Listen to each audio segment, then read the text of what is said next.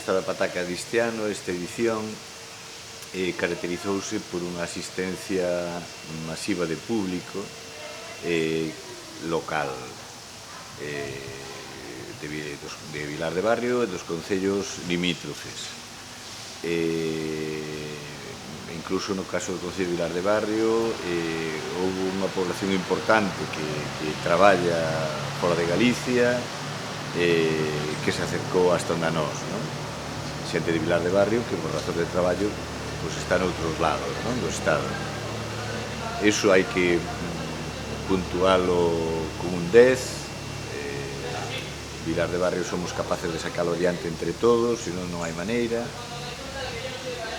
O apoio institucional plasmouse na masiva afluencia dos alcaldes e alcaldesas que se convidaron e que asistiron a súa presencia.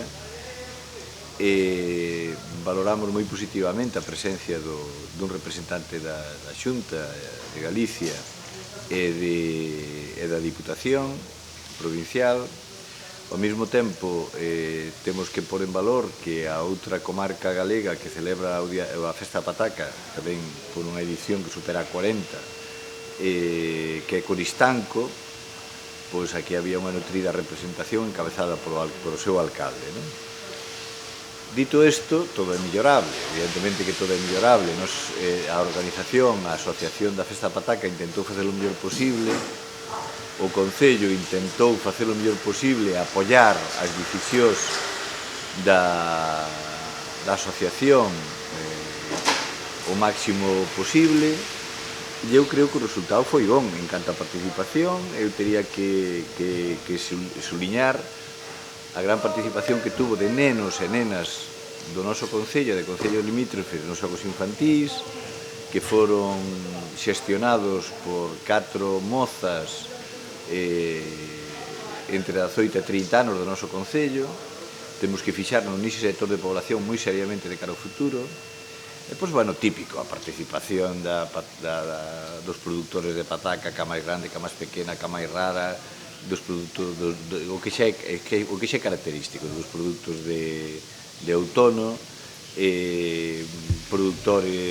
pequenos produtores que trouxeron aí que as súas patacas, sobre todo para que se viran, pero bueno, que quixo comprar tamén as pudo comprar. En fin, estamos moi orgullosos que Vilar de Barrio fora o epicentro da comarca da Limia, pondo en valor a pataca, que é o produto estrela da comarca da Limia. Aínda que eu aproveito para suliñar que un porcentaxe amplio, sobre o 70% do noso territorio, non é comarca da Limia, é macizo central, de Serra de San Mamede. En este sentido, os gandeiros do macizo central agasalláronos con exemplares da súa facenda, de vacas, ovellas, cabalos, etc. Mesmamente, houve un sector da población que nunca vira unhas vacas xunguidas e tuvo a oportunidade de ver tres carros xunguidos, tres carros levados por 3 xugadas xunguidas.